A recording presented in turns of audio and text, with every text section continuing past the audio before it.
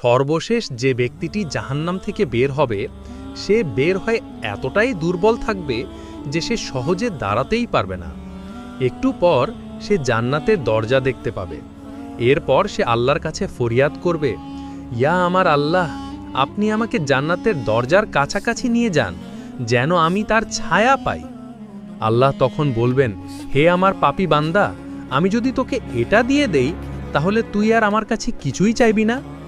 বান্দা তখন ওয়াদা করে বলবে, না, আমি আর কিছুই চাইব না। যখন তাকে সেই দরজার কাছাকাছি নেওয়া হবে তখন জান্নাতের সুবাতাস তার গায়ে লাগতে থাকবে। এরপর সে আল্লাহর কাছে আবার ফরিয়াদ করবে, ইয়া আল্লাহ, আপনি আমাকে জান্নাতের দরজার কাছাকাছি করে দেন। আল্লাহ তখন আবার বলবেন, তুই তো বলেছিলি তুই আর আমার কাছে কিছুই চাইবি না। তখন বান্দা ওয়াদা করে বলবে, আমি ওয়াদা করছি এরপর আমি আর কিছুই চাইব না। যখন